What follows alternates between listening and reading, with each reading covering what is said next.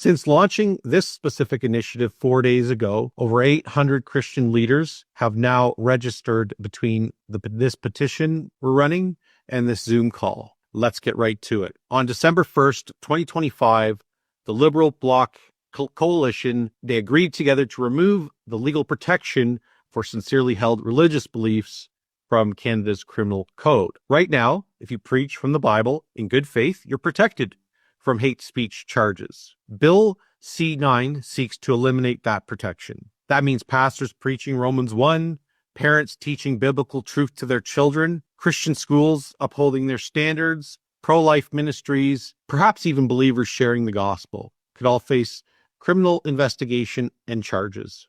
Not for violence, not for threats, for proclaiming scripture. So C-9 is the Liberal government's purported anti-hate bill. It's a bill that is the Liberal government's answer ostensibly to what has been just rampant anti-Semitic hate unleashed across the country over the last 2+ years. Synagogues, day schools, Jewish-owned businesses, individual homes owned by Jewish people have been shot at, firebombed, vandalized, and this is a very legitimate issue. And it's one that a lot of people, certainly among my conservative colleagues, we've been calling out for the government to do its job on and enforce existing laws. There's been a profound lack of political leadership on this issue, which has led to authorities that already exist in the criminal code not being utilized to rein this in. We already have threat law, we have assault law, we have assault, we have mischief, we have all of these things in the criminal code. The stuff that C-9 does that is new is very dangerous. It's one of the key changes is removing the requirement for the Attorney General to consent before charges are laid under hate provisions. Another change is amending the definition of hatred in the criminal code, or introducing a new definition, but the new definition has a lower threshold than the one that exists in common law, affirmed over and over again in multiple Supreme Court rulings. This will create a lower definition, a lower threshold of hate, which will thus mean that it will be easier to charge, and you could have a more expansive set of speech and expression that could attract criminal charges. And then you have the additional, and I'd say the more concerning stuff is where we get into the proposed amendment that the Bloc Québécois has long advocated for. And we understand from media reporting that came out about 8 days ago that the Liberals and the new Bloc Québécois have reached a deal where in exchange to get the Bloc Québécois' support for Bill C-9, the Liberals will support this amendment by the Bloc, which will amend the criminal code provisions specifically dealing with the willful promotion of hatred. And it will do this by removing a critical defense to that. So right now, you cannot be charged with willfully promoting hate or willfully promoting anti-Semitism, which is a specific charge, if your speech was rooted in public interest or you were saying something to draw attention to it. That's another defense. And one of the crucial defenses is you are expressing a good faith religious belief, something cited in good faith from a religious text. This will mean that you can be charged under hate speech laws for quoting scriptures that the government views as being hateful or citing and expressing religious beliefs that the government views as hateful. Now, all of us as people of faith would say, well, this won't apply to us. We don't preach hate, we preach love. But just remember, those who are going to make those decisions are agents of the state. A few weeks ago, while the Justice Committee was exploring this, and we had Derek Ross from the Christian Legal Fellowship testifying, the chair of the Justice Committee at the time, Mark Miller, said, and you may have seen this clip, that there are certain verses of books of the Bible and the Torah which are undeniably hateful. And he singled out 3. He said Deuteronomy, Leviticus, and Romans. And he said that these are hateful, and to use his exact words, prosecutors should have the discretion to, quote, press charges, unquote, when people cite hateful verses, what he says are hateful verses in these 3 books of Holy Scripture. He has since been promoted to cabinet. He is now a member of the Mark Carney government's cabinet. He's the minister responsible for Canadian heritage and identity and culture. And his belief is that pastors should be charged, and anyone who quotes scripture should be charged if the government deems it to be hateful, because religious freedom is a tremendously important issue. We have a petition which has tens of thousands of signatures already. I haven't checked today, but it was well over 50,000 in just a few days. And that is just one starting point. I can tell you, I have, as a member of parliament and as a member of the Justice Committee, been receiving more emails than I can count from people in my constituency and across the country who are alarmed by this. So we're going to switch now to the legal section of this webinar. So I was a witness at committee. I made a number of recommendations about C9. I'll just very briefly tell you what those recommendations are. First, Bill C9 has a new statutory definition of hate that does not actually correspond with the case law. The Liberal government is suggesting lowering the threshold for what constitutes hate. The Liberal government is also recommending removing Attorney General consent for hate speech cases. Currently, that Attorney General consent requirement exists because it's a guardrail against political abuse, and it's a method of having political accountability. The Liberals want that removed, so we've advocated for maintaining it. Third, the Liberals have proposed a new standalone offense, an offense motivated by hatred.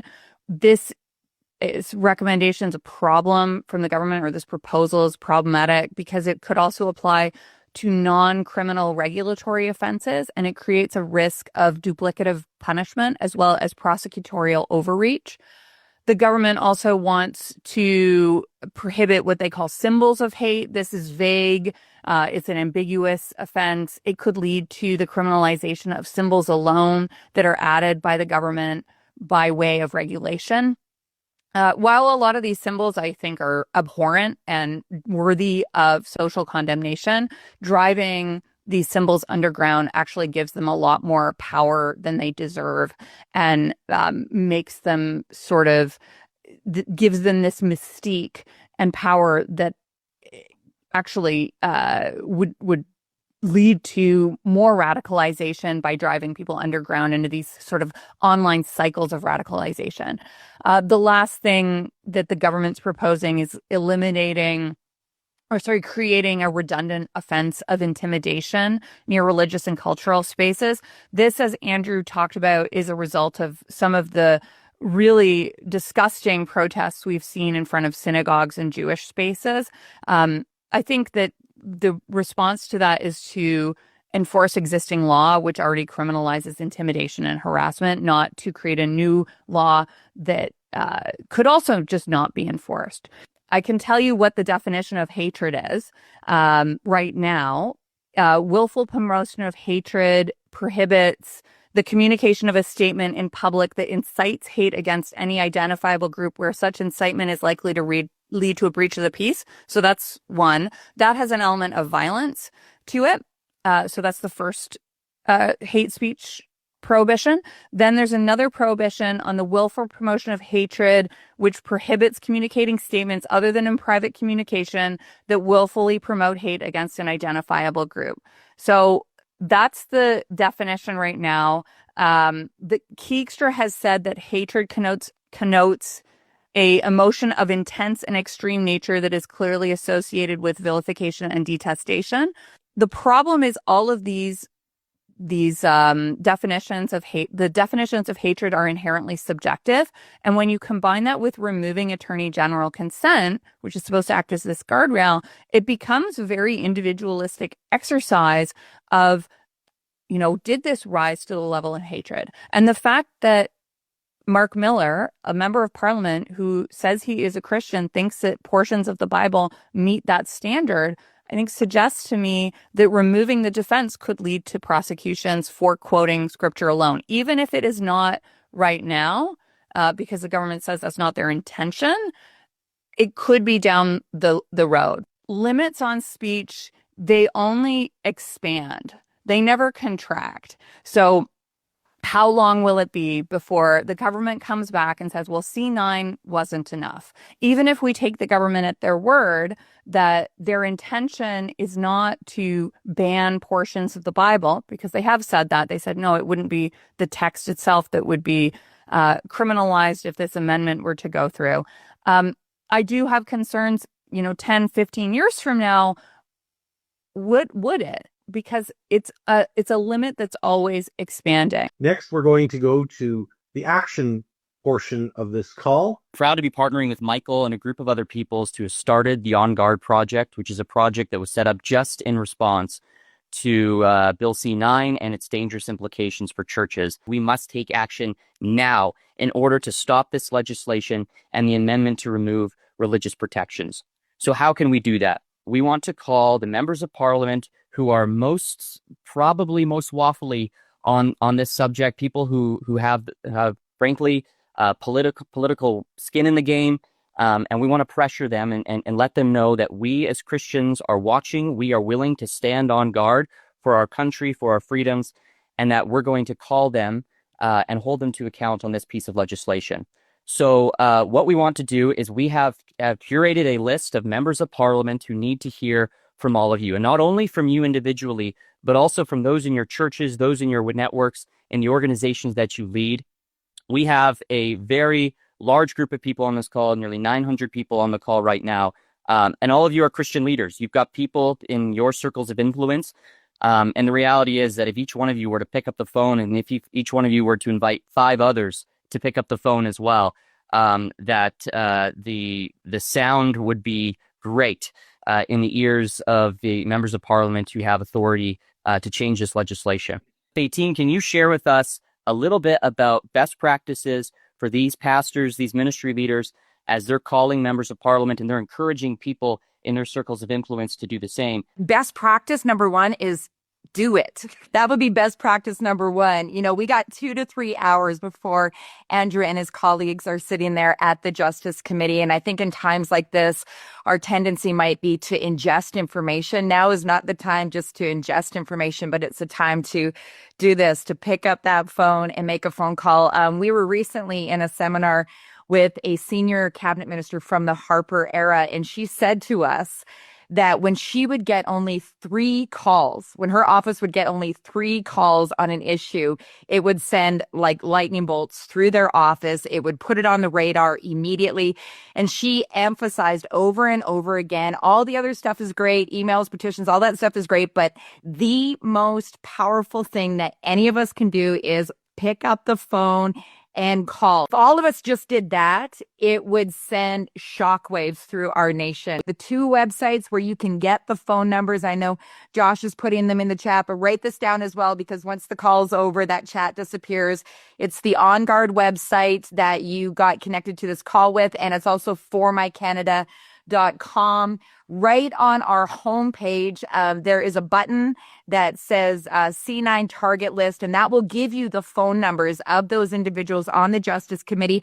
Also, best practices, your own personal member of parliament needs to hear from you, particularly if they're Liberal, particularly if they're Bloc members of parliament. That phone call is also going to be very powerful. And so on our website, we've listed out, number 1, call your own MP. Number 2, call those MPs on the Justice Committee. Number 3, start calling through the Liberal caucus, because they're the ones that are considering supporting this amendment. And they're also the ones that have put the bill forward. Be nice, be respectful, be concise. When you're concise, that enables you to have time to do more calls, and it also frees up their phone line to get more calls. If you don't get a human, leave a message. I do want to emphasize, now is the moment, now is the minute. The nation goes to those who show up. This is one of those moments where we need to not just ingest the information, but convert it into action, and that will make a real difference. I guess I'll just end by saying this: if not now, then when? I'm going to pitch it back to Andrew Lawton. Yeah, so let me just reiterate my gratitude to all of you for mobilizing so quickly and stress what Faytine said. This is not a slow burn issue. This is a fire that is right now waging. And My background's in radio, so I tend to be able to roll with breaking news updates that happen midway through the show. And just to give you some updates that have come in the last 10 minutes here. Story in the National Post: Liberals to support bloc move to remove religious exemption from hate speech laws on Tuesday. Another report in the Toronto Star, similar, saying that the Liberals have decided to uphold the deal that we learned about a little over a week ago and support this. So I'll be perfectly candid and say that this does not look good in terms of the numbers. I want to make a personal pledge to you that I will be unflinching in protecting religious freedom and freedom of expression, but I need to do it in a way that I'm not alone. And I think that's so key here, is that it's very easy to criticize politicians to do the wrong thing. And I think generally we give you no shortage of material. But it's also good to know that we have people standing behind us when we're trying to do the right thing. So I am committed to doing the right thing on this. And I am so grateful for your support on this. Keep it up. It's not over until it's over. Thank you very much.